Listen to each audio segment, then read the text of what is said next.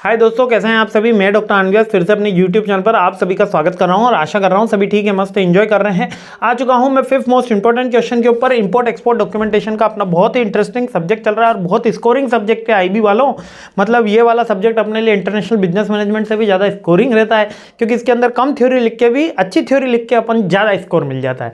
क्या है, अब देखिए, ये तो मोस्ट रिपीटेटिव क्वेश्चन रहा इंटरनल के आपके एग्जाम में। लगभग तो ये हर बच्चे को एक क्वेश्चन देखने को मिला ही होगा कि भैया ये बता दो कि एक्सपोर्ट के बेनिफिट क्या होते हैं।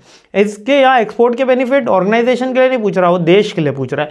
और ये बोल रहा है कि ऑर्गेनाइजेशन जो है, एक्सपोर्ट ऑर्गेनाइजेशन यानी कि कोई संस्था जिसका रोल क्या होता है एक्सपोर्ट को प्रमोट करने में या एक्सपोर्ट के अंदर, है ना। देखो, एक्सपोर्ट के बेनिफिट क्या होते हैं। एक तो इकोनॉमिक के लिए जरूरी होती है, हमको फॉरेन करेंसी के लिए मिलती है, हमारे देश की करेंसी बढ़ रही होती है इंपोर्ट से, तो है ना, इंपोर्ट एक्सपोर्ट ट्रेड से।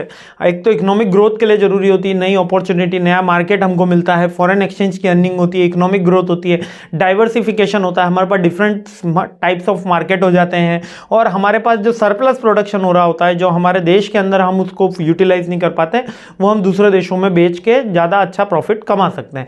तो ये बेसिकली एक्सपोर्ट के बेनिफिट्स हैं। इसके अलावा भी बहुत सारे हैं, पर आप ये 4-5 भी याद हो जाएंगे तो काम आपका अच्छा खासा चल जाएगा, है ना। टेक्नोलॉजिकल चेंजेस हो जाता है, वो एडवांसमेंट हो जाता है, इकोनॉमिक बढ़ जाती है, अपनी कॉम्पिटेटिवनेस बढ़ जाती है, क्योंकि जब इंटरनेशनल होता है तो स्टैंडर्ड्स भी बढ़ जाते हैं, कॉम्पिटेटिवनेस भी बढ़ जाती है, कस्टमर को भी डिफरेंट ऑप्शंस मिलते हैं और रिसोर्सेज को हम एक्सेस कर पाते हैं, और इसलिए वॉर भी नहीं हो रही होती, क्योंकि एक देश दूसरे देश के ऊपर डिपेंड हो जाता है।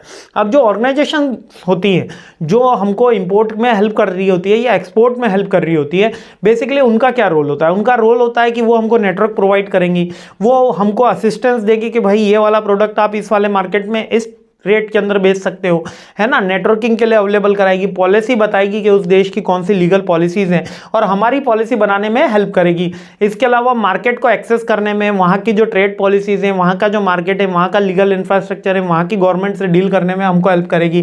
कैपेसिटी बिल्ड करने में, मीन्स के लोन्स हमको मिलने में, क्रेडिट, लेटर ऑफ क्रेडिट मिलने में हेल्प करेगी। रिसर्च का डेटाज उनके पास अवेलेबल होता है ना। और एक्सपोर्ट प्रमोशन की जो सब्सिडीज ग्रांट्स मिलती है उसके लिए हमको हेल्प करेगी, और हमारे पॉलिसी में फीडबैक के लिए भी वो हमको हेल्प करती है कि आप यहाँ पे चेंज कर सकते हो, ठीक है। तो बेसिकली जो एक्सपोर्ट ऑर्गेनाइजेशन है ये एक हमारी तरह के कह सकते हो बड़े भाई की तरह होता है ना। ऑर्गेनाइजेशन में जो क्या क्या हेल्प कर रहा होता है, जो फीडबैक दे रहा होता है, जो सपोर्ट दे रहा होता है, जो नए मार्केट में एक्सेस करा रहा होता है, नए प्रोडक्ट के बारे में बता रहा होता है, नई पॉलिसीज के बारे में बता रहा होता है, लीगल कंप्लायंसेस के बारे में बता रहा होता है, नेटवर्किंग तो करता ही करता है, रिसर्च इन्फॉर्मेशन भी प्रोवाइड करता है, और हमारी कैपेसिटी बिल्डिंग में भी हेल्प करता है। इसके अलावा लेटर ऑफ क्रेडिट, जो अदर लेटर्स के पॉइंट्स होते हैं उनमें भी हमारी हेल्प करता है, डॉक्यूमेंटेशन में भी हेल्प करता है, और एक्सपोर्ट में असिस्टेंस देता है। क्लियर हो गया। यही सारे पॉइंट्स हैं। एक एक्सपोर्ट ऑर्गेनाइजेशन एक बड़े भाई की तरह छोटे भाई की जितनी हेल्प करता है, वैसे ही ये एक्सपोर्ट ऑर्गेनाइजेशन भी इंडस्ट्रीज की हेल्प करते हैं। इसके अलावा क्वेश्चन क्या है कि एक्सपोर्ट के क्या क्या बेनिफिट है। तो एक्सपोर्ट के बेनिफिट आप सबको पता है, इकोनॉमिक में ग्रोथ होगी, टेक्नोलॉजी चेंज होगी, कस्टमर को बेटर थिंग्स मिलेगी, हम नए मार्केट को मिल पाएंगे, जो सरप्लस आ रहा है उससे प्रॉफिट कमा पाएंगे, मार्केट का डाइवर्सिफिकेशन होगा, है ना, प्रॉफिट मैक्सिमाइजेशन होगा, और न्यू एम्प्लॉयमेंट अपॉर्चुनिटी हमारी क्रिएट होगी। यही सारी चीज़ें, और इकोनॉमिक ग्रोथ भी है, इकोनॉमिक स्केल भी है, ठीक है। दोनों, मतलब इकोनॉमिक ग्रोथ यानी 6 GDP की जगह 7 GDP हुई, 8 GDP है, ग्रोथ हुई। स्केल की जगह 1 लाख का था तो 5 लाख हुआ, 7 लाख हुआ, यानी ग्रोथ नहीं बढ़ रही है, केवल स्केल साइज बढ़ रही है। क्लियर हो गया।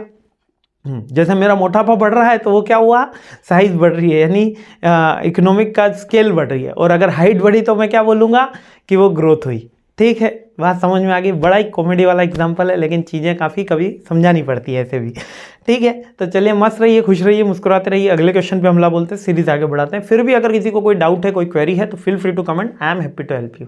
जय हिंद।